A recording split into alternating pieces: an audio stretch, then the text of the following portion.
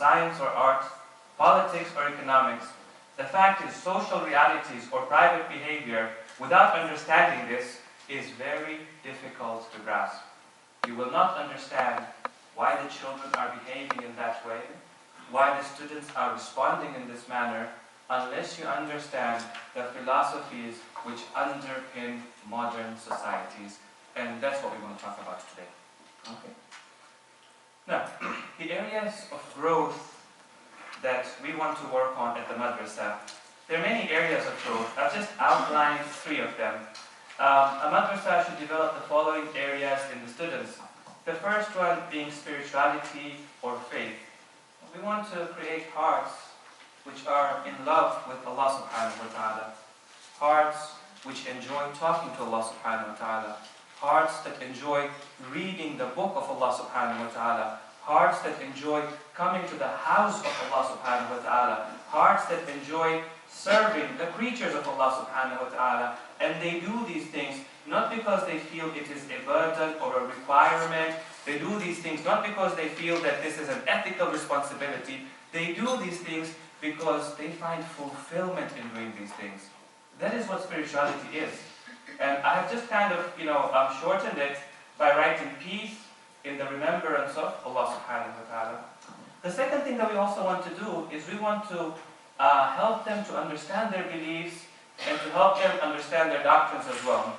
We want to ingrain within them this idea that they have been created by a wise creator who has given them a purpose in life, a purpose that will be fulfilled in the hereafter, and that this wise creator has sent prophets and guides, imams and messengers to come and help us to fulfill our purpose and goal in life.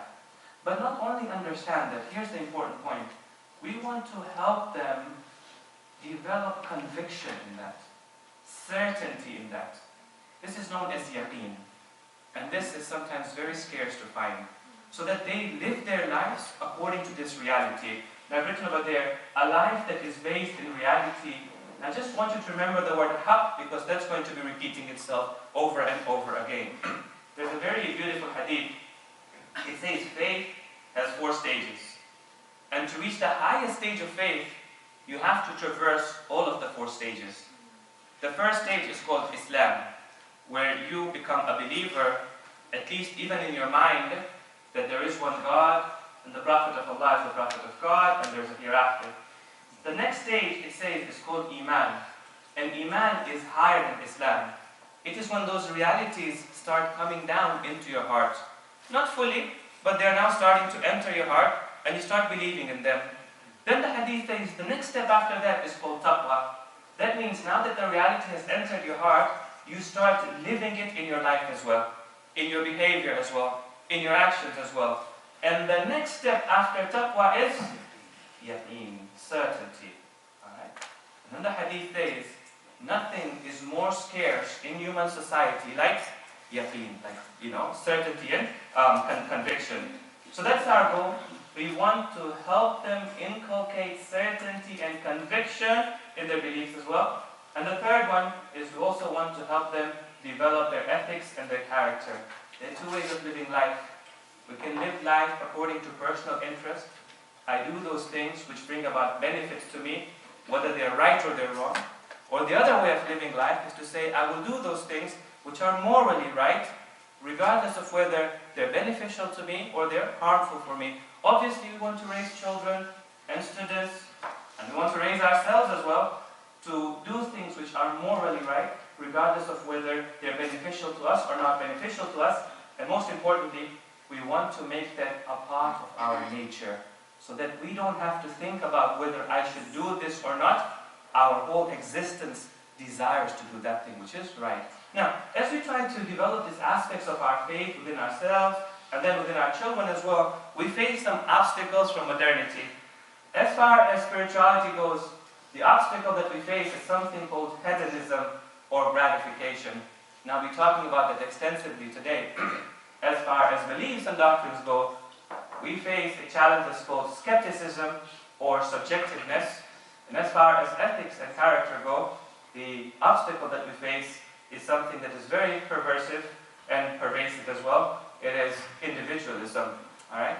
Now today, inshallah, I'm going to be focusing on hedonism and skepticism. I won't be touching upon individualism. But the thing that I want you to remember is, these are the problems of modernity. You find these issues in modern societies. You don't find them as much in traditional societies. All right. صلوا على محمد وآل محمد.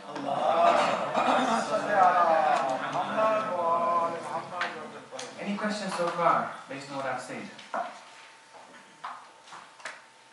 All right.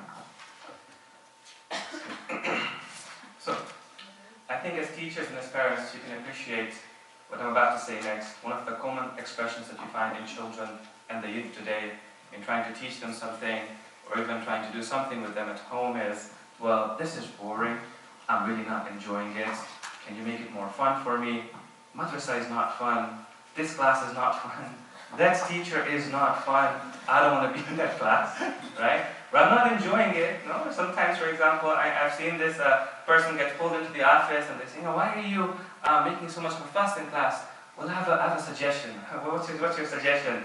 If a teacher would make the class more fun, I'd be paying attention in class. I'm just finding it boring. I'd like to learn and have fun as well, right? And this is not something that you just find in today's youth culture. This is something that has entered adult culture as well, right? So today, for example, if a speaker is not entertaining, or is not fun, doesn't have a buzz about him, or maybe if he doesn't raise some controversial issues, then we've lost that patience to sit at the foot of the member and patiently listen to him so that we may learn something from him. We don't have that patience anymore, right? Or even recently we're talking to one of our friends, we're talking about marriage, and we both agreed, Pastor Tim Kipfer, we both agreed that Hollywood has really changed people's ideas and understanding of marriage. Marriage is hard work, marriage is effort, marriage is struggle, until you come after a long time to that point where you develop that love and mercy that exists between a husband and wife. Hollywood has turned it into instant gratification. This idea of romanticism and being romantic, and the moment you get married there's going to be fun and there's going to be gratification in it, and then what happens is when reality sinks in and that gratification doesn't come about, then all of a sudden there are problems within that marriage, right? So this is a common problem that we face today, and it is a concern for us. Now this particular issue, which we find in modern societies, is called hedonism. And the meaning of hedonism is that a person finds meaning and fulfillment in life by maximizing pleasure. If something is fun, it's worth doing. If something is fun, it has to maximize the pleasure that I get from it. I have to enjoy it for it to be worth my time. And also by reducing pain and by reducing the suffering that we face. And this is the culture of hedonism. And it clearly goes against what we have in Islamic teachings. Because one thing I will point out to you is, religion is not about instant gratification. Religion will not bring about instant gratification. Whatever religion gives us takes hard work. Whatever religion gives us takes time. Whatever religion gives us sometimes is not fun, sometimes is not interesting, but it teaches us that sometimes in life we have to do those things which may not be fun, which may not be interesting, but in the end they might be fulfilling. Right? So for example, religion teaches us knowledge. It tells us understanding is important. But then you have a hadith that tells us, al-ilmu fil ju'i. Knowledge exists in hunger, in pain, in struggling, in striving. Right? And more importantly, it tells us that knowledge itself is pleasurable. You don't need to put tricks around knowledge. You don't need to sugarcoat knowledge for it to be pleasurable. A person should reach a point where they find acquisition of knowledge itself to be pleasurable. Or for example, when we talk about faith, the Quran is very clear. Faith is forged in hardship. Faith is forged in struggle. To acquire faith, we will have to go through a number of hardships in life. We'll have to do things that we don't like it necessarily. وَعَسَىٰ أَن تَكْرَهُ شَيْئًا وَهُوَ خَيْرٌ لَكُمْ. And sometimes you despise something, you don't like it, but you don't realize that it is better for you, it is good for you. And the Quran teaches us that faith itself, when you acquire it, itself can be pleasurable, but that it takes time to acquire it as well. Now, It's not only a concern for us as a Muslim community, right? It's also a concern I found for people of the Christian tradition, of the Jewish tradition, the Sikh tradition. They're all undergoing the same problems that we're facing as well. And I was researching online, and I came up